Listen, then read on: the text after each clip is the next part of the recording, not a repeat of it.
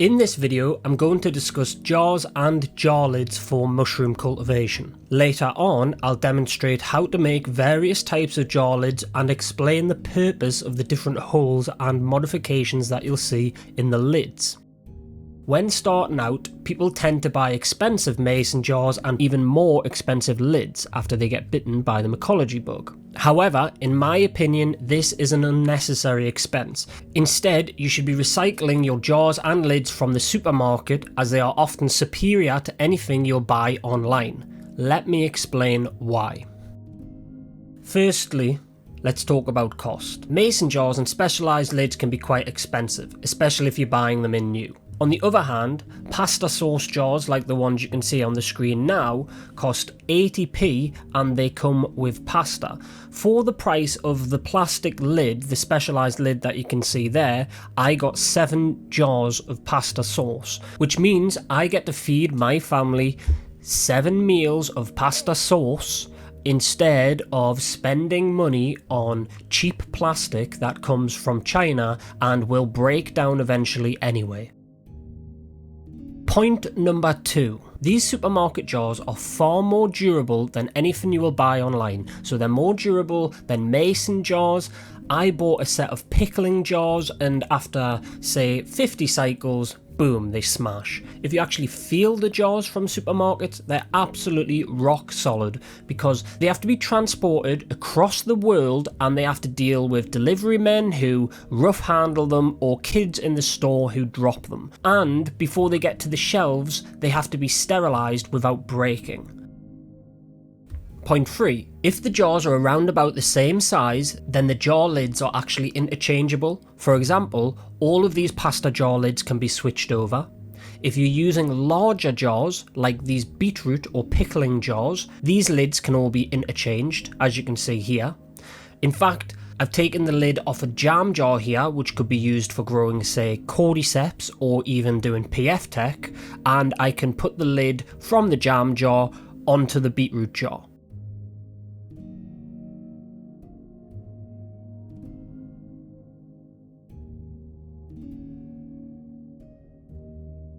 Point 4 and final point, there is plenty of diversity and shape when it comes to supermarket jars. This means you can use different jars for different purposes. For example, I use smaller jars for liquid culture because it's easier to get the liquid culture out.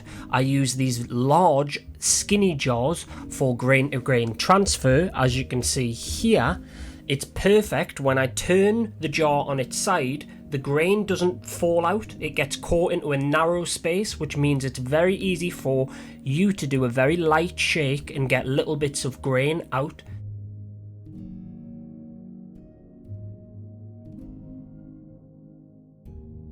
Okay, now I'm going to do a quick demonstration on how to make various different jar lids, and I'm going to take you through what the different components of the jar lids are. So let's start with this liquid culture jar lid. So the little rubber stopper on the jar lid is for injecting liquid culture into the jar. It acts as a self-healing injection port, which means that when you remove the needle, the hole will close up and seal automatically. Beside it, the red disc is a synthetic filter disc. This serves as an air exchange filter. This allows the jar to breathe during colonization by enabling gas exchange while blocking contaminants such as spores and other unwanted particles from getting inside the jar. However, liquid culture doesn't necessarily need a gas exchange hole for colonization because the mycelium is suspended in the liquid. But if you don't include an SFD or gas exchange hole in the lid, you won't be able to inject into or remove liquid culture from the jar because the pressure in the jar cannot equalize when you push down on the plunger or you pull up on the plunger. Next, I'll discuss the lid I use the most, which you've seen me use in pretty much all of my videos. This lid is very simple. It's just a gas exchange hole in the top covered with 2 layers of Micropore tape.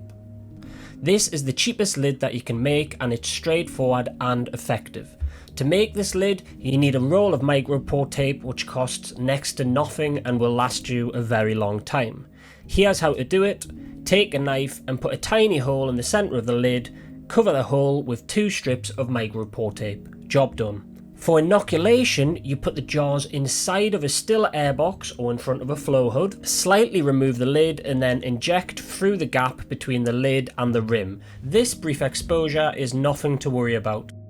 When you put this kind of jar lid into the pressure cooker, you need to ensure that you cover the top of the lid and the rim with foil.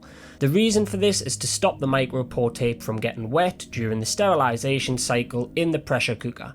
It also protects the top of the lid during transportation from the pressure cooker to the still air box, essentially keeping everything underneath the foil sterile until it is exposed in the still air box. If you want, you can seal the rim of the jar with parafilm tape after inoculation, but I have never had any contamination when I haven't done this, but that's up to you.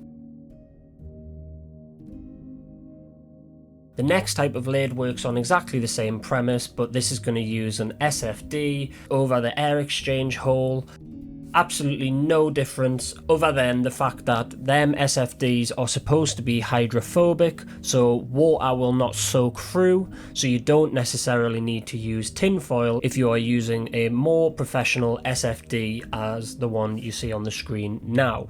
So another type of jar lid you might see me use is the one with the felt on the top like this.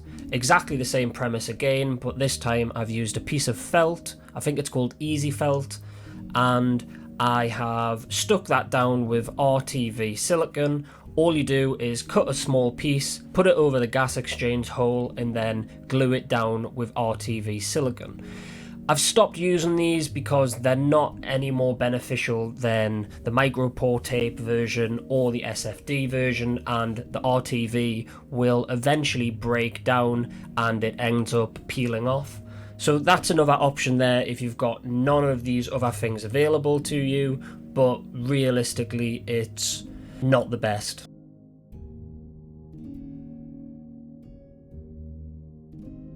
Okay, and finally let's make a liquid culture jar lid with an injection port and a gas exchange SFD. I think I've got the best method for doing this. No RTV involved. Let me show you, because there's 2 types of injection stoppers. One is better than the other. I'm going to be using the crap type of injection stopper, but I'm still going to show you how to use it properly and get a really good seal on your lid. First thing, you want to pierce the lid so that you get a very tiny hole in the lid, and then you want to take a drill with one of these drill pieces here. You want to slowly drill a hole in the lid which is slightly smaller than the size of the stopper. Then eventually your stopper will be close to going through it, but it won't go through completely. And then you want to push the stopper under tension, and then using a knife or even some pliers, you want to pull the stopper through. And this will create a really tight seal inside the hole. There's no need for using RTV or anything like that. I can push the opposite side of the stopper, it doesn't come out. I can inject in, push the injection in, pull it out, push it in, pull it out. The stopper won't come out, and it also doesn't come out in the pressure cooker because you are going to have a gas exchange hole on the side for the pressure to equalize. Next, we put a little hole on the side and then put 2 layers of micropore tape over that.